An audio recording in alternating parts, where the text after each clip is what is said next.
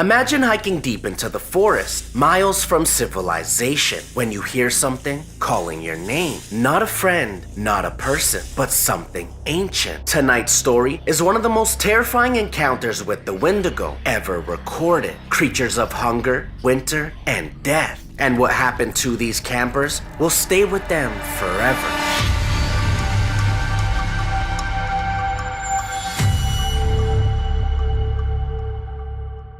It was late autumn in northern Minnesota when a few friends decided to spend a weekend camping. They picked a spot nearly 15 miles from the nearest town, remote, isolated, a perfect escape from the chaos of everyday life. The first day passed without issue. They hiked, fished, and sat around the fire as the sun dipped behind the black silhouettes of the pine trees. But as the night stretched on, the forest seemed to shift. The laughter around the fire began to feel small compared to the endless dark pressing in from all sides. Just after midnight, Jake, the lightest sleeper of the group, awoke to the sound of snapping branches. At first, he thought it was just a deer moving through the underbrush, but then he froze. A voice drifted through the trees. It was low, distorted, almost broken, and yet unmistakable. It was calling his name. His stomach dropped. He shook the others awake. At first, no one believed him. They told him it was probably just the wind.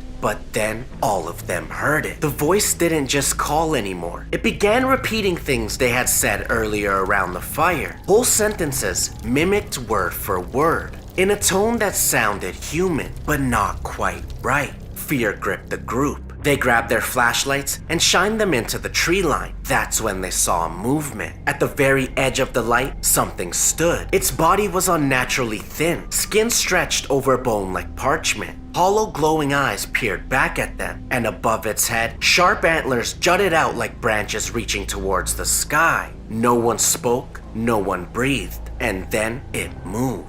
In a split second, it darted between the trees with unnatural speed, vanishing into the dark. The forest grew dead silent, not even the insects chirped. The friends didn't wait. They abandoned their tents, their gear, everything, and began bolting towards the road. But as they ran, the voice followed. From the left, from the right, even from ahead of them, repeating their words and calling their names. By the time they stumbled onto the dirt road, the sounds had stopped. The woods behind them looked normal again, quiet. They drove through the night without saying a word, and though they made it out, Jake swears the Wendigo didn't stay behind.